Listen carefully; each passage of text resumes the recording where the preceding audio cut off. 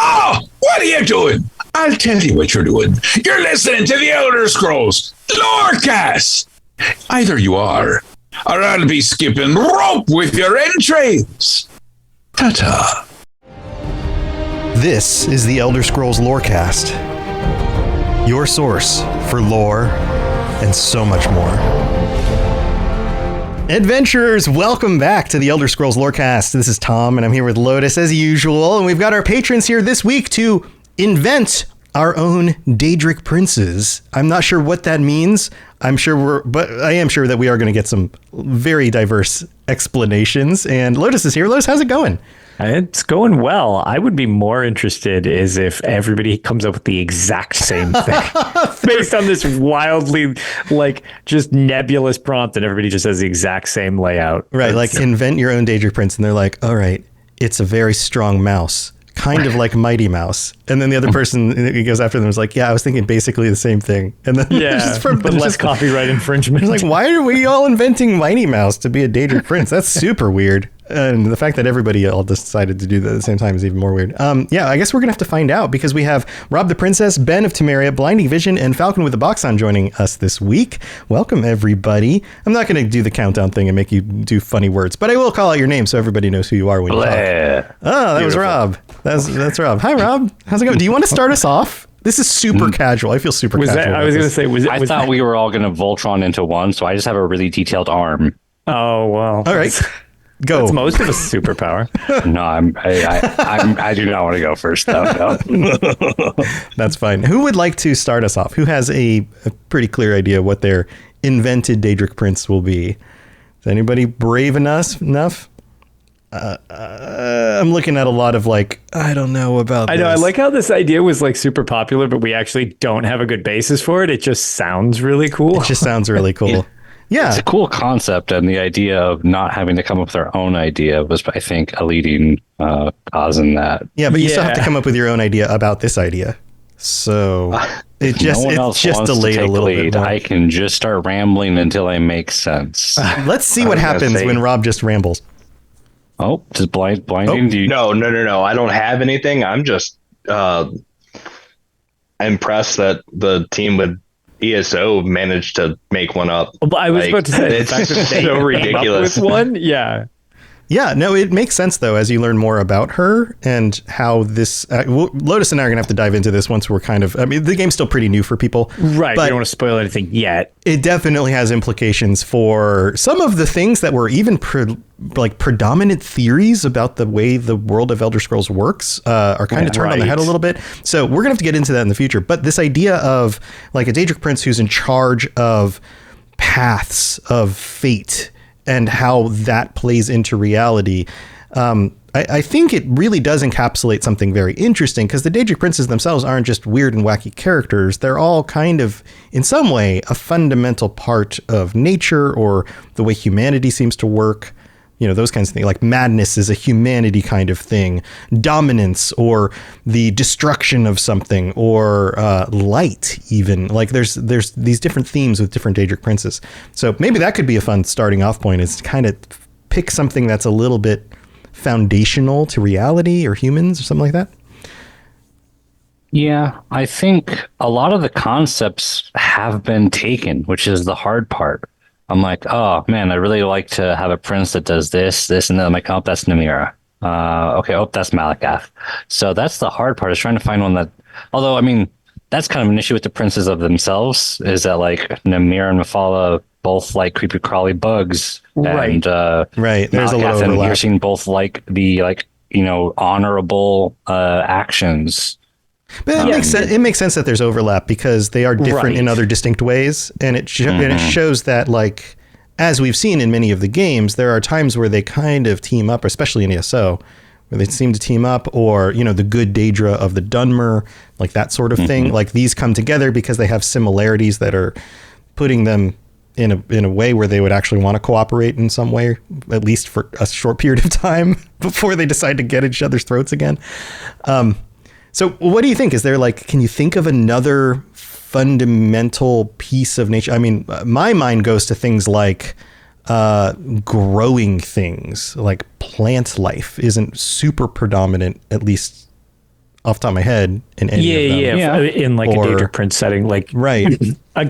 Okay, so going off that, just so we get something going for people, like I like the idea. So like yours kind of mentioned the plant life thing. One of the things we were talking about back when we talked about Dagon is the destruction and following creation of stuff. So I also kind of like the fact that you could go something along the lines with that, where it's like there's less of I mean that's a little bit. He's got the creation aspect, one that they don't really delve into an awful lot. It's usually like Dagon blows things up. Like that's usually what the vibe is. Right, but the destruction of something leads to the creation of something new. The creation of something new. It's very Siwa, or spelled Shiva in Hindu belief. It's something that the older games kind of touched on a little more at points, even though he was just your kind of generic villain type of deal. But it was something that was like referenced a bit Fireback. So having one like maybe like an actual like creation Daedra would be kind of interesting, especially because there's that whole thing where they're not really known for creating something so much as moving stuff around. And some people sort of refer to that as a little more hard and fast rule than it's a little more the game ever implies. The idea of the Aedra have to pour themselves into things in order to create them, you know? Right. What were you thinking, Rob? Oh, who's chiming in? Sorry. Blinding's chiming in. Sorry, yeah. I've actually got an idea on that similar topic. So the growth or creation, it could also entail like overgrowth and like overtaking creating a forest, and maybe there was a jungle there that for some reason doesn't appear in the games for some reason. And things like cancer is essentially just a human cell replicating way more than it should. I mean, I realistically think that might be the best possible way forward if they were going to create another new Daedra, like a cancerous the creation aspect. Daedra, like a Daedra who wants to mimic like the Aedra in the ability to create things, but can't rein it in, and so it becomes something that is all consuming and destructive in its creation. It overwhelms the natural landscape or the individual or whatever. Yeah, it's a cool idea. Like I kind of like that, just because that makes me think of the thing that I immediately thought of when you brought that up, because that is something that actually, like, it's almost like a warped version of growth, like where it's not a positive, like trees and grit stuff like that, which Daedra tend to not be quite so sunny and cheery, so that kind of aligns with that. But the thing that I immediately think of is the blight disease that breaks out from the Elder Scrolls 3 Morrowind that you deal with. And even though it sucks, it also gives you like a bunch of benefits at the same time. So like Corpus is like bad, but also you get benefits from it, which is something that seems like it would align with like a Daedric Prince as well. It feels kind of Peryite-ish, right? This idea of like a disease, but some people want it being lame. Right, without being lame. Yes. Right, but I like this Daedric Prince of Cancer thing. Like, I know, it's so funny. That sounds so screwed up. But it totally makes sense. Like I feel like it fits. I feel like Blinding's right. That is it really does. A version of what we would see, like the Daedric version of something kind of twisted and turned in a way that it is not what the Aedra created. It's a manipulation of the thing, and maybe a poor shadowy reflection of the thing. It's even darker. And again, it kind of goes along with the idea that Daedra don't really create stuff. They just kind of like reform or whatever. So that's also, I actually, as screwed up as that one is, that's actually pretty unique and I think a pretty good one. That I could totally see that like fitting the series. Right. And this is another thing that we can talk about. This kind of meta topic. We don't have to, not everybody has to have an idea. So we could all just kind of banter around about each of the ideas that we all come up with collectively. We need 6 unique Daedric Princes. We need 6 of them. Go. But here, let's throw it out to the panel. What would you call this Daedric Prince of Cancer if you had to like give it a name? I probably wouldn't call it that. Right. Yeah, Cancer. So that seems like that would have some bad connotations just because it's like, woof. And is it like a zodiac thing? Does it look like a crab? Oh, okay, taking that approach. Yeah, I saw. Hermaeus Mora. So is it related to Hermaeus Mora with the crab version? Yeah, too? Blinding actually said this in our little chat before I I said missed it out loud. that. Yeah, but this is still Blinding. Blinding's got all the ideas. Princes are allowed He's to the new have host. overlap, so it has the overlap with the crabs. With Hermaeus Mora has the overlap with Periite, with the growth and natural cycles. I've got another thing on that line. I assume everyone here is a bit of a nerd. You guys have heard the term of carcinization. Where everything just keeps evolving into crabs. It's essentially, I mean, I would consider evolution to be part of the creation cycle in this regard too, is like twisted versions of things that already exist. I mean, that's kind of a given thing of carcinization. Well, okay, so it exists already. Like the Titans are dragons that were twisted in some form, a form of evolution. Right. Like there's a very small difference between a mutation and something that turns into cancer. In fact, often mutations are cancerous. Right. So those two things could be linked together in the same Daedric Prince, like cancer, but also mutation, the changing of life in a different direction that they want to be more in control of. Yeah.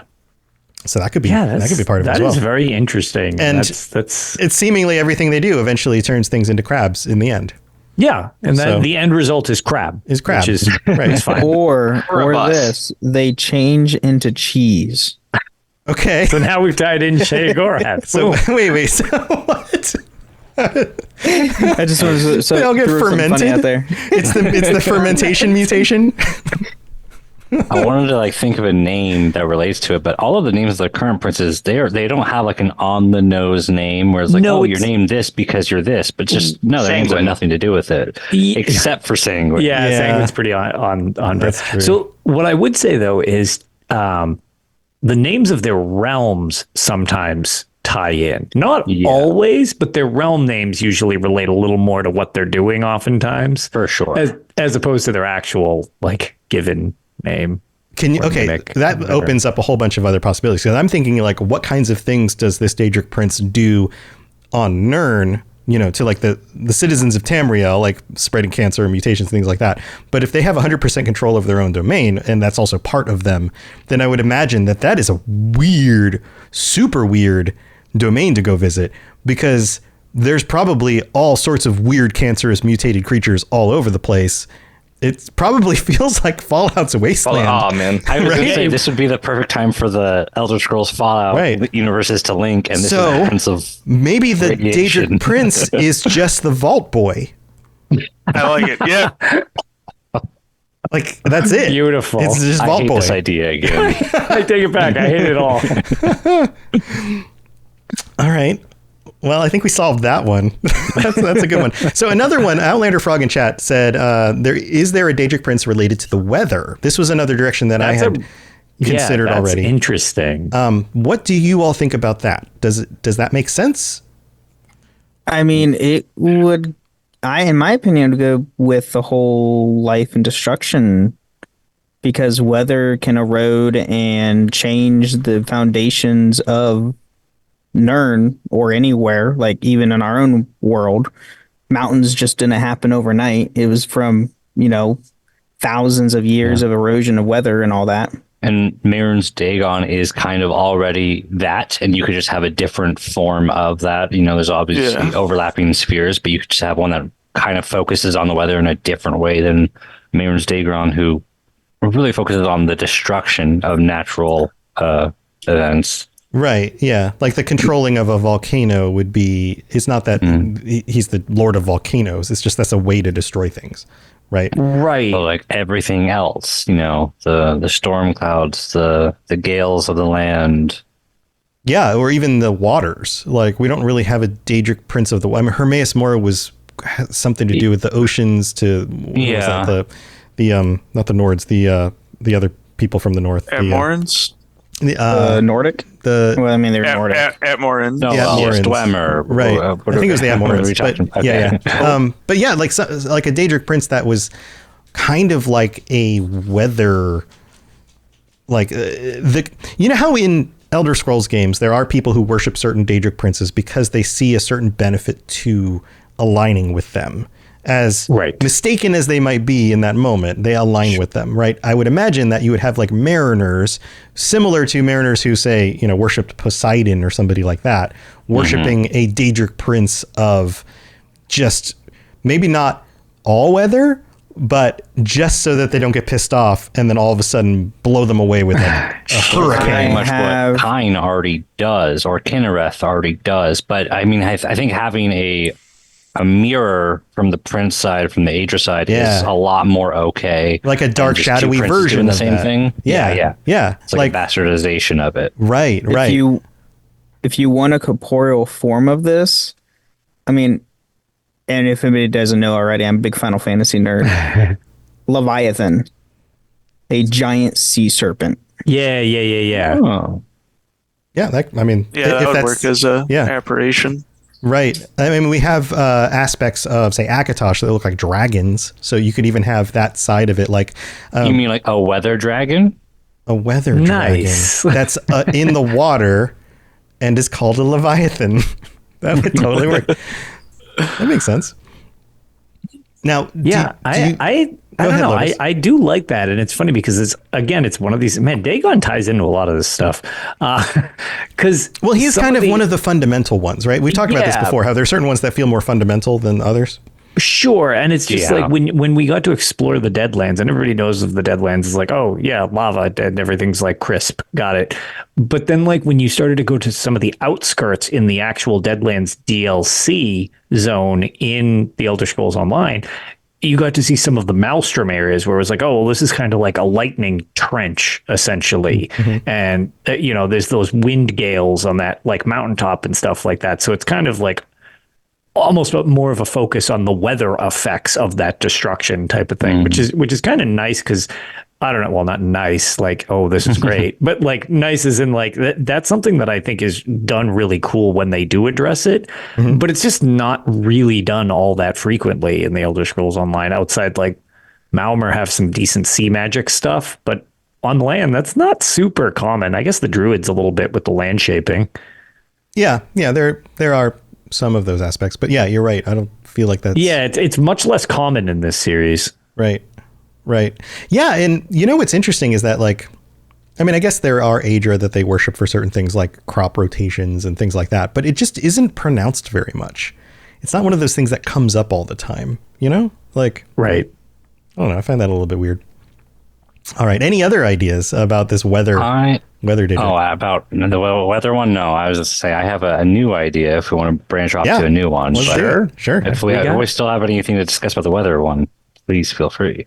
I think we're good on the weather one. We haven't come up with a name. Atronox. Pliny writes Aquaman is cool in the ocean. Is it Aquaman the Daedric Prince? Aquaman the Daedra. So we'll just have Sharknado. Yeah, there you go. The new idea, and I think I'm stepping on new ground here. I don't think we have anything that is exactly this yet. Would be like a prince of psychopomp, like not like of death, not not right. a Grim Reaper literally, but someone who is like a prince of that aspect, and thus, the worshippers would try to have maybe the most fulfilling death, or maybe the most interesting death, and maybe that requires an interesting life, or maybe it just requires the act of the death itself, and that could be interpreted in a lot of different ways. Or they try to help others pass. They are naturally the kinds of people who like hospice. The good side of it would be, right. Like people who are just literally trying to guide people in their ending days. But the dark part of it would maybe be like wild kamikaze people who are just trying to go out in like the most explosive death possible, kind of like a Nordic warrior trying to make sure they go to Valhalla. They want to have the most triumphant death. Right. And yeah, I would imagine that they would also want that for other people as well. So you would have some people who have more of their own intentions on that, right? But then others who actually work in the shrines of this Daedric Prince, who actively seek out those who are on the cusp of death in order to try to guide them to their whatever afterlife that they believe they're going to, that kind of thing. It's weird that we don't have a straight up Prince of Death yet, as far as I'm aware. Yeah, there's like a lot of stuff related to death or burial rites and stuff like that, especially within some of the cultures more than others. But you're right. There's not anything along the lines of your stereotypical Grim Reaper or anything like that. Right. Well, all the Daedric princes at least seem maybe. They care about death. Off the top of my head, they all care about it, and they all are trying to seemingly harvest their own souls in certain ways. So they're this like would be the easiest way to do it, wouldn't it? Right? Yeah. Or one that wants to, in some ways, take that away from all of the other Daedric Prince as a challenge to them, because they all kind of step on each other's toes in certain ways. Sure. And could be the kind of Daedric Prince that like necromancers worship in order to like keep the soul from going where it needs to go. They broker deals with this like Daedric Prince of psychopompy. It's not really of death, but to delay that. And so they utilize not just trying to get, like, some of them who do the good thing try to get the souls where they're supposed to go, but some of them who want to utilize that power make deals with the Daedric Prince, and the Daedric Prince doesn't care which way it goes as long as that soul eventually goes where they're supposed to go. So they're okay to like broker deals in order to delay that. Right. And as Ghost Toadlet actually mentions, Arcade comes relatively close to that, which is actually a kind of a good point. I'd say, again, not really exactly the same, but like almost like the Aedra version of what you're talking about. Yeah. And I was actually going to say, do we have any examples of like an Aedra-like being or a godlike being who has died and then that was kind of the end of their story? Because I know we have like Malakath was technically a reborn Aedra, but like, do we have like the Aedra story where the Aedra are mostly where they just die and they end their story there? Because I was like, that could be a cool, like, oh, this is a god who did die and thus became a Daedric Prince of Death because their godness actually did end. I think and we even have like some Daedric Princes, like, I mean, with Jigalag, where it's like, well, yeah, you ended, but then you sort of became something else and then periodically come back for the Grey March. So it's like, that's not even really elimination there either. Right. Yeah. And the Aedra tend to be very mysterious. Like, we don't really know. Like, for the most part, they like did their thing and they retired. Yeah, are we sure seemingly they're like still alive and functioning? That's a debatable point. Yeah, absolutely. Yeah, that's a very, very good point. So the closest one, aside from the Aedra that we know about, that I think, there's Shore, or what's his face? What's this? I'm blanking on the empirical. His regular name, which is not Akatosh. It is Lorkhan. One. So Lorkhan was actually killed. So there's that one. Although calling Lorkhan an Aedra is a little bit iffy. And then there's that's also a dicey subject. Yeah, it's like kind of But also his death kind of already has its own important story. Right. Yeah. And then there's Magnus, who just up and leaves. So there's one, which is like, that's very distinct and different from any of the Aedra or Daedra that we know about. So, yeah. And actually, something that just got brought up in chat from, it looks like Follow. Yeah. There is the idea that that throughout the Kalpas, you actually lose Daedric Princes, and sometimes like, because there was the one with the Dreg King related to Molag Bal and stuff like that, where it's like, with the changing of these Kalpas, you'll get generational things. And it's one of the weird things about what I forget if it was a Kirkbride Post thing or if it's one of the weird old pulls from the Elder Scrolls. But whereas Hermaeus Mor is kind of the scraps of the knowledge from previous Kalpas. So it's like, as a result, you get this hideous amorphous mess. But it's like a Daedric Prince made out of all the stuff that's lost from previous Kalpas. So they're kind of almost all possibly getting killed and reborn, which also makes it kind of weird. Well, and you throw on the whole Athelia stuff with the fades, the threads of fate, and then Kalpas, are even Kalpas what we think they might be, or do we have like a multiverse thing going on? Like Kalpas assume a cycle, right? Like there's a first Kalpa, and then there's a second Kalpa, and there's third Kalpa, and everything's kind of linear. Everything moves in a series. But if it actually works more like a multiverse, then all of those things may be on top of each other. So we already have multiversal with like Lig. Yeah, so that's there's true, right? So that there may be more, and I don't want to divert our Daedric Prince talk to deep lore stuff. I mean, this series is so straightforward. None of this is even remotely confusing. Right. So, but it makes me start to wonder, because like these fringe ideas like Kelpas and things like that, I wouldn't be surprised if many of us have been getting that stuff wrong for decades now. And in the actual tomes that they're pulling this stuff from, they're like looking at us like a bunch of idiots making YouTube videos and podcasts on the internet. And then they're like metering out more stuff. And then we'll probably get more stuff in Elder Scrolls 6. And eventually it'll be like, oh, well, we were really off on that to begin with. So I guess we'll just, move on. And of course, there's going to be people who are just like, no, that they ruined it. This was the truth, but I guess we'll see where that goes. And Spartan's joining us. Spartan, welcome. Can you hear us? Are you here? Might still be connecting. Yeah. Not really yet. Not really here Not yet. really yet. He's a fledgling Daedric Prince. We're waiting for you to be born. Simply a thought. Any moment now.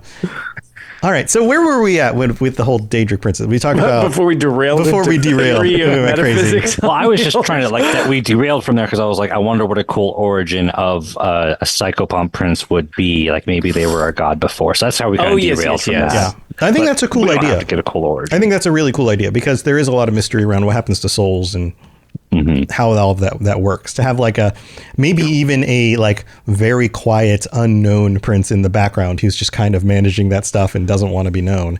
Well, that, and like we have a lot. They're kind of been more introduced with the Elder Scrolls Online, the demi princes, which we've seen sort of frequently. Yeah, like Holojack. Yeah, that's what I was thinking. It was like Holojack, except like less B tier. Like type of deal. There's also that nature one, I think. I don't know. Yeah, I think Holojack was kind of neat, like as a idea, but it's definitely it's obvious that it's like, oh yeah, you're definitely like a demi prince. You're not. You're definitely. We needed to do something for Halloween. He puts the demi in demi prince. Yeah, for sure. Okay, so Psychopomp. We got the weather one. We've got, what was the one before, the cancer and mutations and that kind of thing? Yeah. Growth. So these are interesting. Uncontrolled growth. Uncontrolled growth. All right. Well, we need to take a quick break and thank our patrons, but be thinking about some other ones. There definitely got to be some other ideas out there that we just haven't hit yet. So get some thoughts going. We'll be right back. Don't go anywhere. This is Miss Morak, Dragonborn, and you are educating yourself to the Elder Scrolls Lorecast. All right, we have to thank our new patrons and welcome them. Thank you for joining to Nomadish, I think is how you say that. Posse N, Sean J, and Swig, welcome to the Patreon. And we have to shout out our Daedric Princes, Blinding Vision, Foul, Hircine, Just a Little Bit of Chaos, Kira C, and Peter R. Thank you so much for your support, and to all 113 of our current patrons, thanks for being here. Also, just a reminder, Lotus appreciates it too.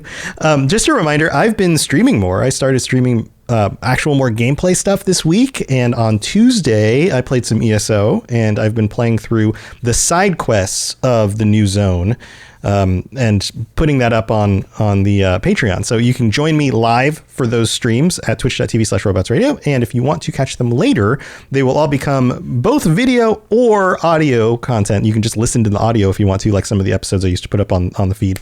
So that stuff is available as another way to say thank you so much for everybody who supports the show. So lots of extra stuff. I'll try to get as many of those up every month as I can. There will at least be one. I'll shoot for at least one, but probably more.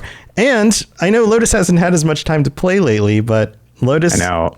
I am really hoping to get back on. My biggest problem is the fact that I keep saying, well, I couldn't possibly work more hours this week than last week. And then I proved myself wrong immediately after saying that. Yeah, that happens. But one of the things we're thinking about doing is taking some of Lotus's gameplay and put that up on the Patreon as well. Yeah, because I know a lot of people enjoy audio versions of stuff. And hopefully we can change the way it's done a little bit to make it a little more audio friendly. Yeah. So one of the things I do, like if you've listened to any of the gameplay versions I've done, I try to narrate what the character's thinking as I role play through the adventure. And then when anybody chimes in chat, those are the voices in my head who are talking to me and telling me what to do. So it's always fun for people to jump in and say things because they end up as voices in my head. So it's a lot of fun. So Lotus might do something very similar, and then we'll have a lot of extra bonus content for our patrons, which would be fun.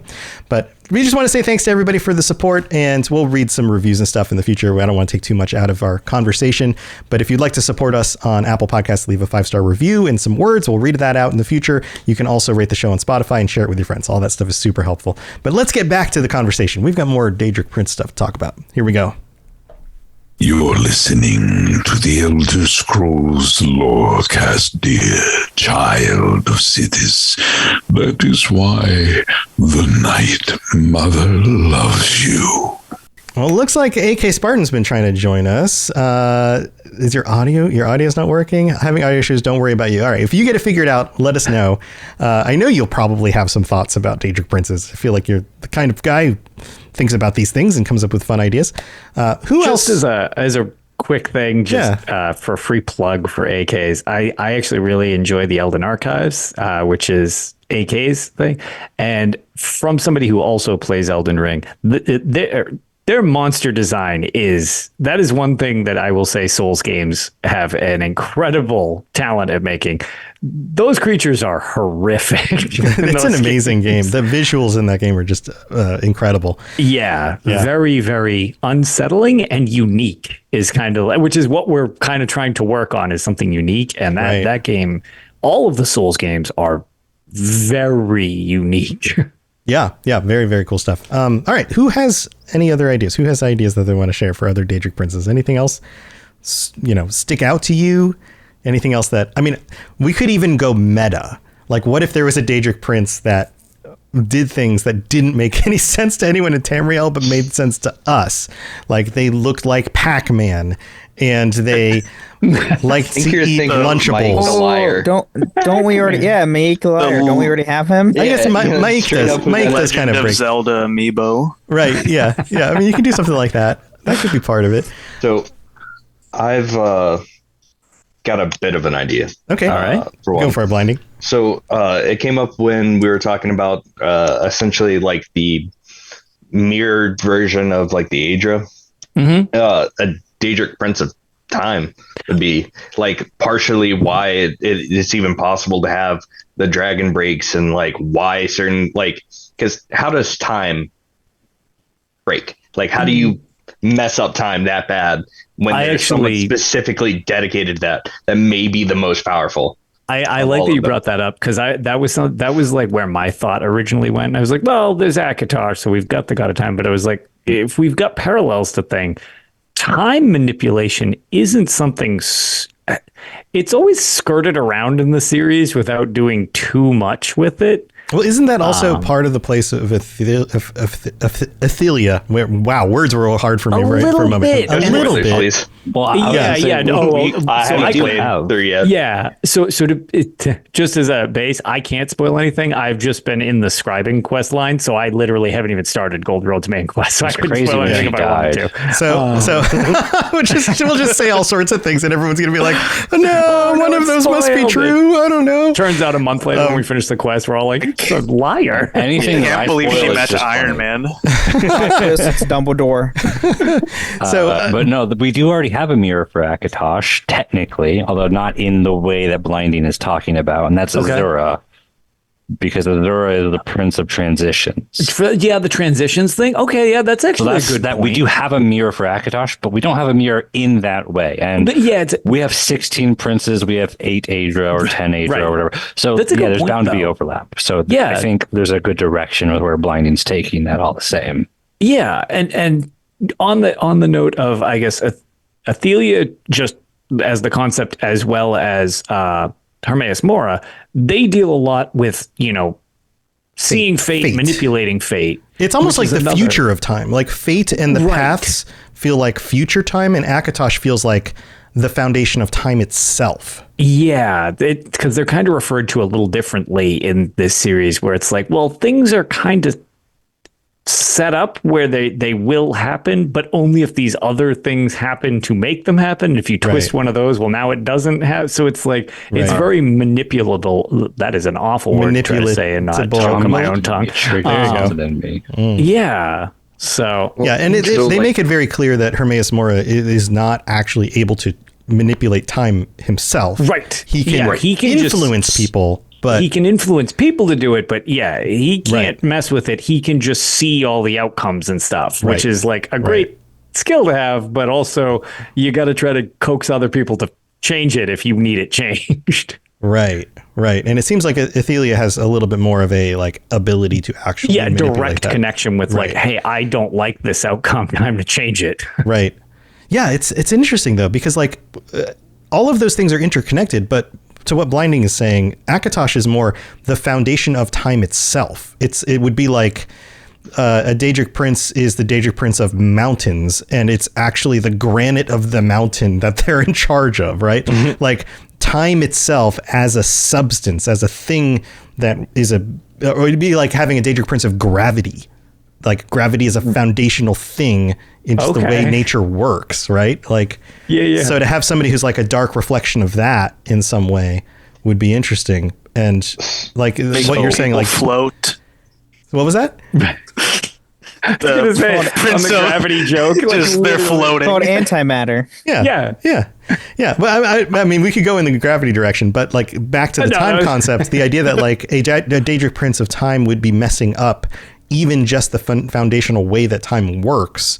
And that's why Dragon Breaks happen. It's not because Akatosh chose for it to happen. It's because Akatosh had to fix it. Right.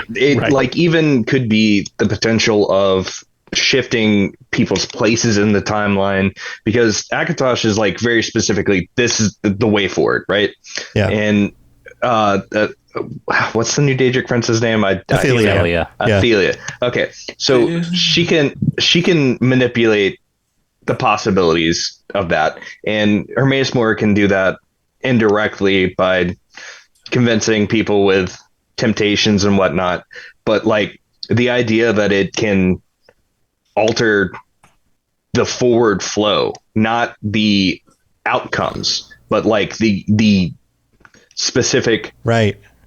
It can flow backwards, forwards. It allows for the multiple different endings to, say, Daggerfall, right? So an analogy would be like Akatosh is like has carved out the river of time, but whether it's Athelia or any other Daedric Prince or any other power, other people can make like tributaries. They can make connections in the water that loop it back on itself.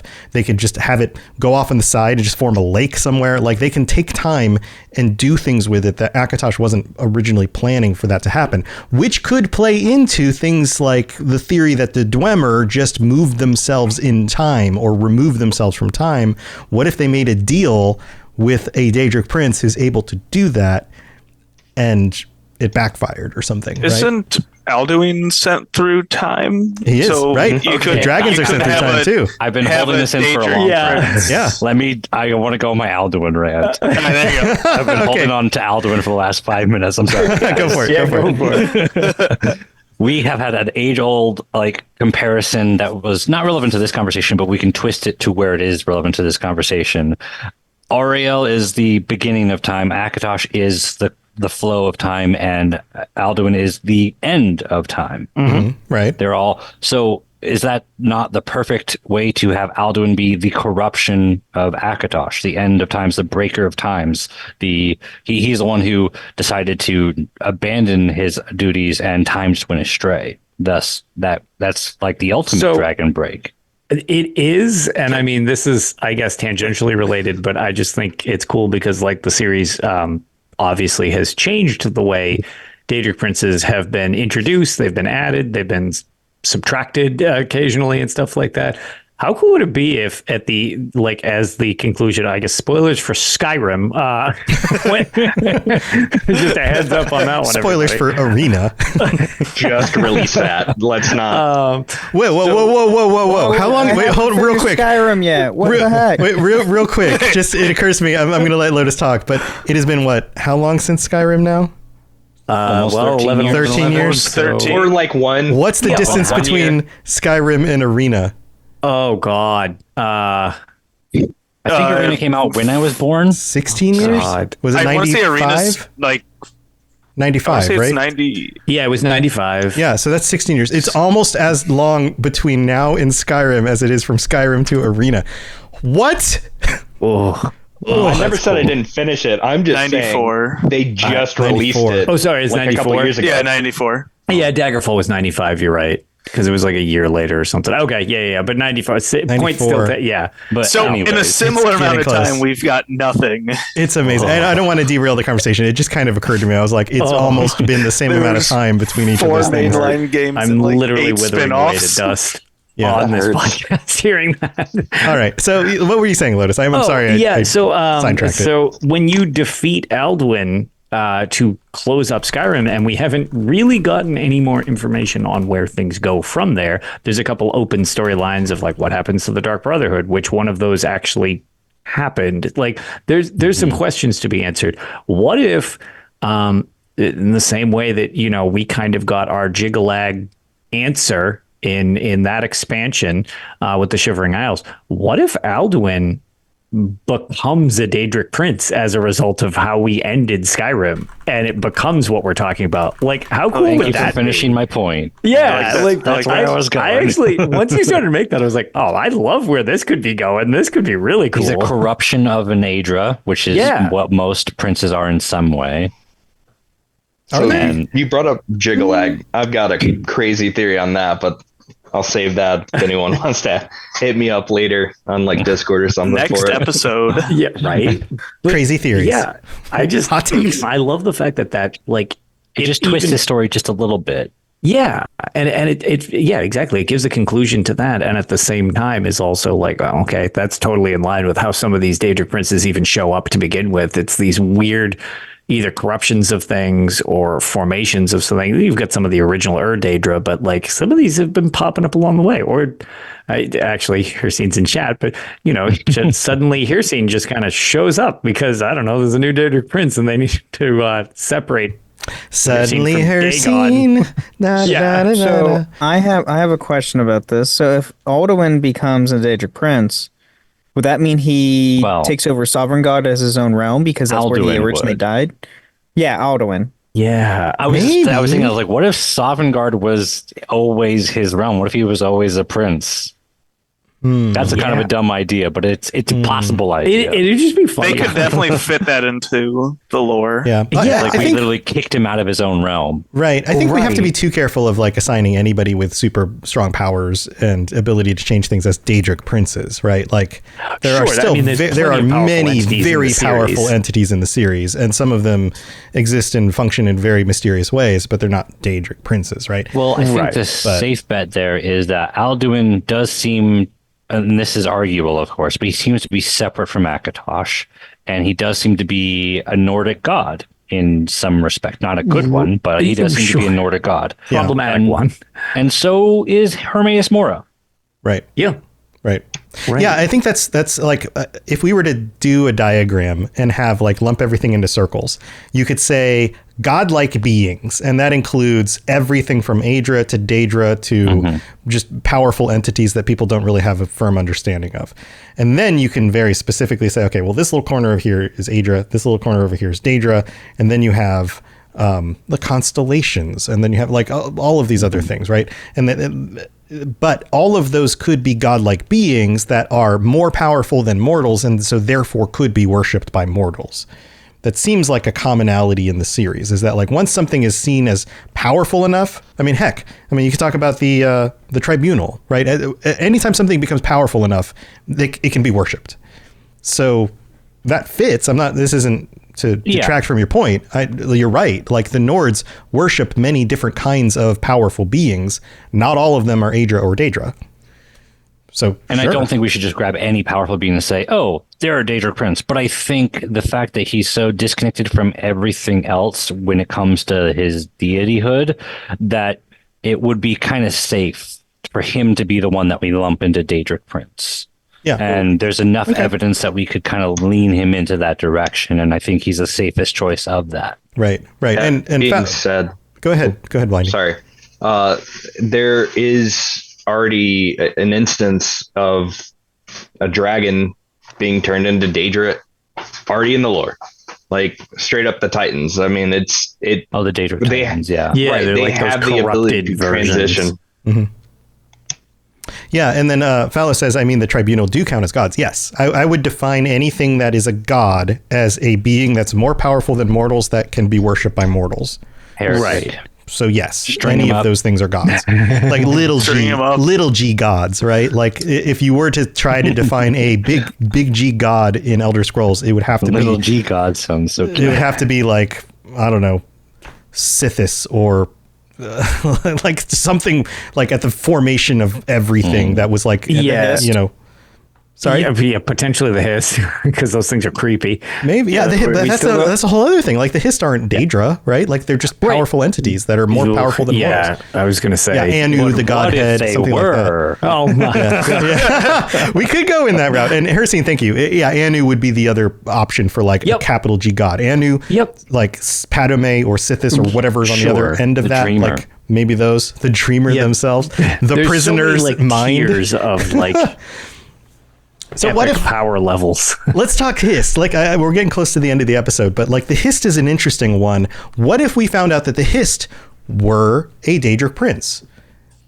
Like the hive mind Hist? Right. Like they've been around since the beginning of creation, that they are beyond creation. They are more powerful than any mortals. They have their own agenda, although it's mysterious and we don't really understand it. They are worshipped and regarded by respect by certain types of mortals, primarily Argonians. What if the Hist is just a different type of Daedric Prince? It just doesn't play like the other Daedric Princes.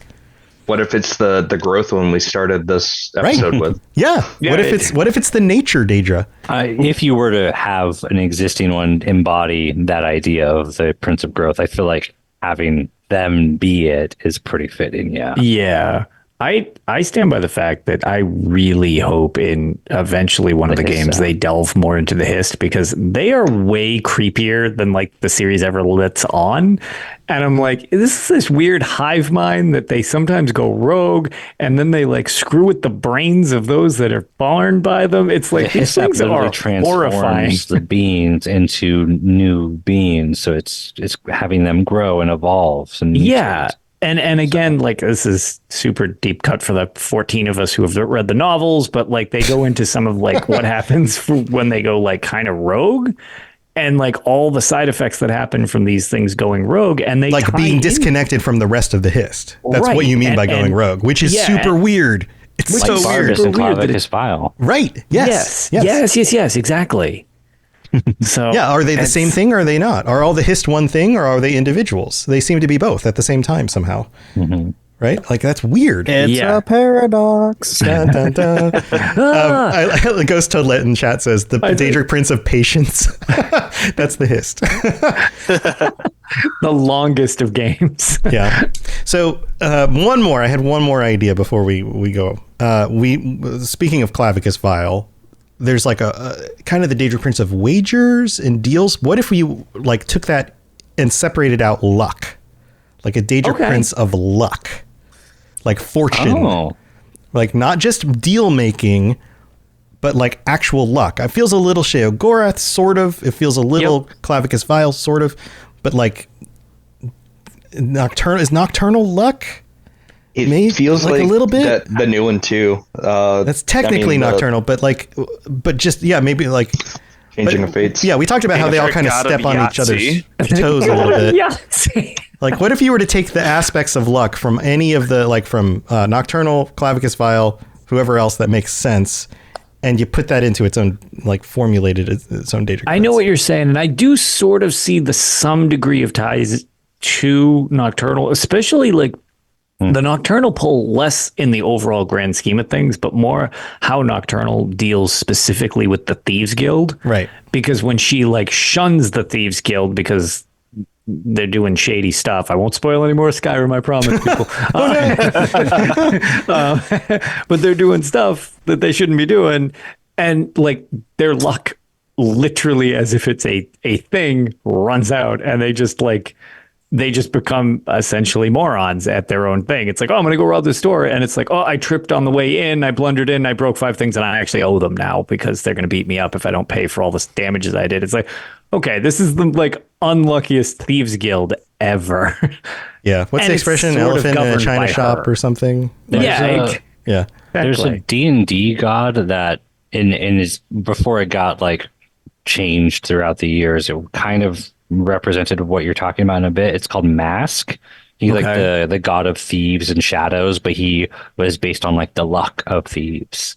And that's very much what Nocturnal kind of already is, but so there's definitely an overlap with that. And if you look up Mask lore now, he's just like an evil, like thieving, lying god. So it's not really Took a different direction to the with it. point anymore. But in like early 2000s and before that, this guy was like a god of luck and a god of like the success of crime and all that. Yeah. Follow just said, imagine going to their shrine and they choose to help based on a dice roll. Yeah, that kind of thing. Oh, interesting. Yeah, like that kind of thing. Like they don't even have an agenda.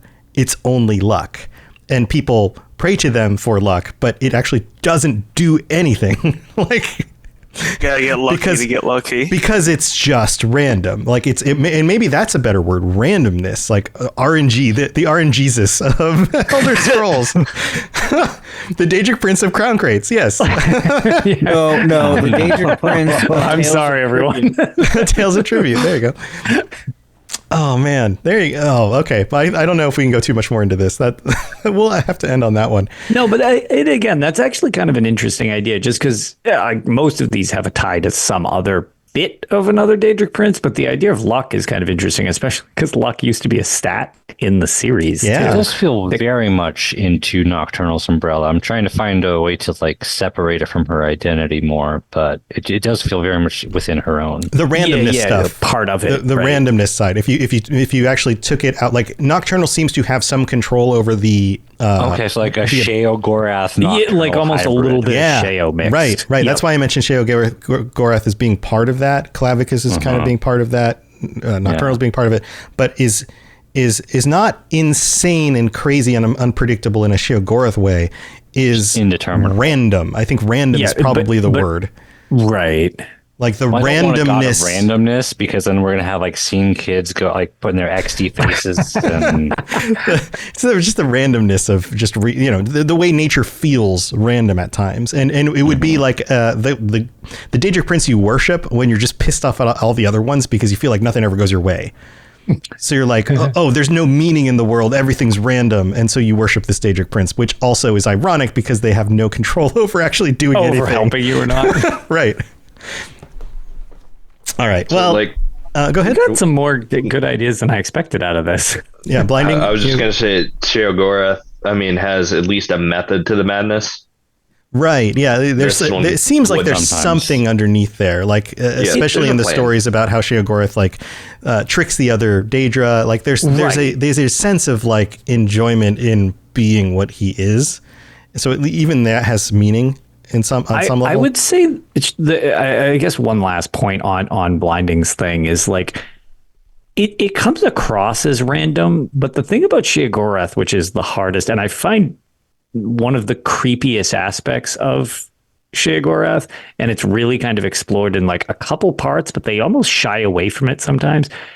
When Shea Gorath goes from being not so jovial and goofy and like haha cheese gimmick, like which is totally fine, and into the just unpredictability factor where it's like he'll be laughing, smiling, whatever, and then just completely dead serious in something really, really dark out of left field. It actually happens in the Elder Scrolls Shivering Isles card game, like in Legends quite a bit with his story. Yeah, when he goes like all dark Joker on you. Like that sort dark of thing. jokes to the point of it's just like, oh, okay, that's like the unpredictability more than anything else is what I find really unsettling about that character. Right. And it's not so much random as it's just unpredictable. Right. It's unpredictable to mortals, but he knows exactly what he's doing. And that's, Right. There that's always seems the like an feeling you end get. goal with that unpredictability rather than just like, crap, I rolled a 1. Here's a cucumber. Like that's That plays a part into that theory that I have. And it's a doozy if you want to hear it. I know we don't have time here, but Well, feel free to share it on the Discord. I'm sure people I was would going love to say, to read I it. do. Yeah. So DM me with it. Yeah. yeah, I'll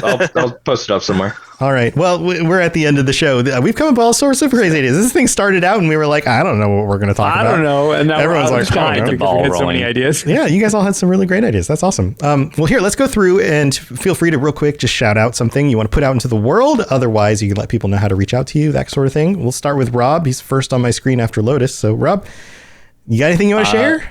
Yeah, Rob the Princess. I am on Twitter still, and I am still officially a guild officer of the PCNA group for the Lorecasters, and we're still in there doing stuff. So you should join us. And Sky Oblivion Project is still getting there, so check that out. That's all my shout outs. Nice. Yeah, come join us on the guild. I'll be playing more ESO, so who knows? Maybe I'll join in and do some fun stuff with everybody too. So that should be fun. Yeah. Fallow in chat's like, "Ooh, we have an ESO guild." Yep. There's a channel in the Discord. Look at the ESO section, and you can apply to join. You can apply, and we'll accept your invite. Yeah. All right, Ben, you got stuff going on.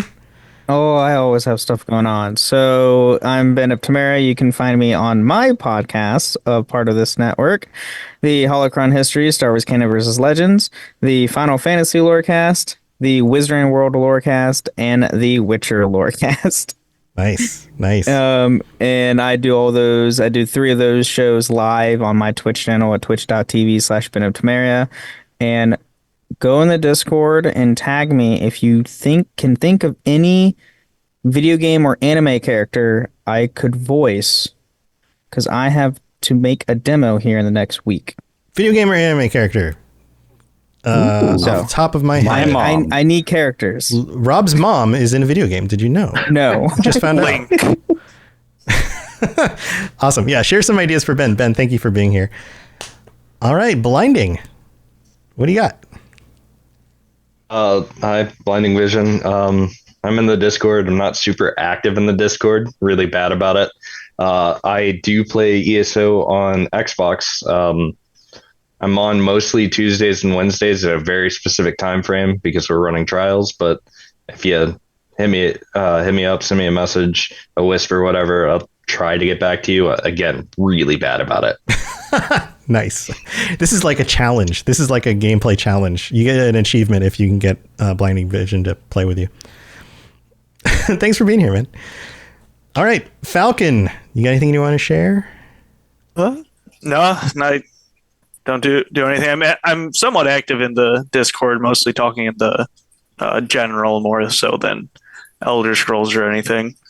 But I like the cat ears on your headset. They're nice. Yeah, they look real good. Well, thanks for joining us. And then thanks for having me. Yeah, and then we got Spartan. I don't know if Spartan's audio is working again or not. Spartan, you there? Oh, I should be good. I just didn't. Hey, I came in so late. I didn't want to. Oh, you're fine. Yeah. Don't sweat it. You're fine. You got anything you want to share before we head out?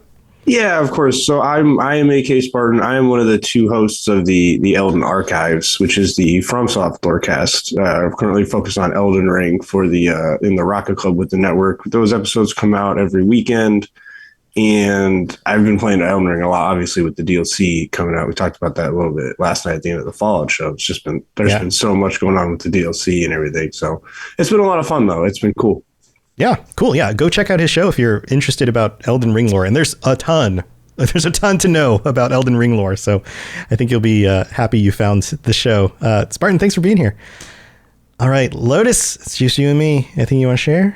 Yeah, we got out an episode of Tales. We kind of had to delay a little longer than you generally do weekly to bi-weekly, but being that the release schedule for Gold Road was like kind of waiting on me to lead the conversation. I'm like, well, this is going to be awkward because I don't have it yet on console. So it finally dropped on console. Been loving it. We had our initial impressions last week. And we're actually going to hopefully do another one this week where we can kind of dive into a little more of the stuff that's been happening. Still no spoilers on that show. It'll be a while before we do our full spoiler cast over there as well. But been really enjoying the new stuff from Elder Scrolls Online. Can't say enough good things about the scribing area, the music in the Scalarium, chef's kiss. But yeah, Yeah, I even really paid attention to the music. I need to go back in there. I love it. I'm obsessed with it, and I don't really even understand why. I just think it's great. The layout, like the zone, that little area with like so good, like the architecture and stuff. It looks really cool. Yep, I didn't even think about the music. And the quest for there is very cool. So that's what I've been doing in my kind of limited game time. I've really been trying to dive into Gold Road, and I've been enjoying it a lot. I haven't started the main quest, but I've been really enjoying the side stuff I've been doing so far. Awesome. Yeah, go check out Tales of Tamriel, and if you are interested in any of the other stuff I'm doing, the Fallout Lorecast, the Starfield Lorecast, which is on hiatus, but we'll come back once the DLC's out. And then the Lord of the Rings Lorecast. I'm getting into The Hobbit. We're doing a very close reading of The Hobbit, which is super fun. So if you want to check that out, that's all available for you. robotsradio.net for my shows and a bunch of other shows on the network. And thanks for being here, everybody. Lotus and I will be back next week. And if you see either of us streaming games on Twitch, come hang out, chat with us. We love talking with you and the rest of the community. Lotus, I keep getting comments on the Discord of people who are like, hey, I'd love to chat with you sometime. And you know how that goes. You get lots of requests like that, and you just don't have time to do all of that. But being able to chat with people during live streams makes that a lot more easy to manage, right? So it's a great opportunity. But all right, everyone. Yes. Yeah. We should end on our random page, though, because the Daedric Prince of the random page is still with us. No, we forgot. I forgot again. All right, here we go. I just pulled it up. We have the Daedric Prince of random pages from the UESP. Well, this one, I just hit random. Just pulled it up. The UESP random page says Oblivion mod save file format info. This is the most. That sounds good. Oh boy, this is not lore focused at all. No, this is deep lore. An info change record type 58 describes changes to the game's dialogue responses. Info mod file records. Only one flag has been observed in an info record, and it does not add any sub records. Topic said once 28.0 size. This information has been confirmed from actual save files. There's more. Get the 0 size part of that. It's otherwise my favorite page. This is so technical. Read that. It goes on and says topic said once is true when bit 28 left bracket 0x100000000 right bracket is set in an info record's overall flags. No sub records or data are added to the record when this flag is set. These guys do not get paid enough. There you go. Oh, it also has a name. Name is not available. Here, I'll link it right now in chat. Yeah, we'll link that in chat for everybody to catch up on this part of the lore. Name is not available. Type size is 0, and info is no data is added to the record. In the category, I'm just going to stop. Keep going. All right. Hold on, real quick. How long is it? For the most. That's the end of it. It's just the category section. Minutes of the cast is just if you have Tom to scroll. Reading. Yeah, no, it's really not that long. That's about all of it right there. Oh, man. That's hilarious. Yeah, that's what we get here, scene when you hit the random button. But hey, I stayed true to it. I did not hit it a second time because if I hit it a second time, we could have been talking about Elder Scrolls Online classes, which would have been a much more interesting post. But we'll have to talk about that stuff later. Thanks for being here, everybody. Have a wonderful rest of your week, and we'll see you next time. See you later. Bye, everybody. Thanks for tuning in to the Elder Scrolls Lorecast. Check out robotsradio.net for more podcasts just like this, and join us on the Robots Radio Discord. Be part of a community of over 5,000 people who are excited about video games and so much more. Robots Radio. Games, lore, stories, community. Just press play.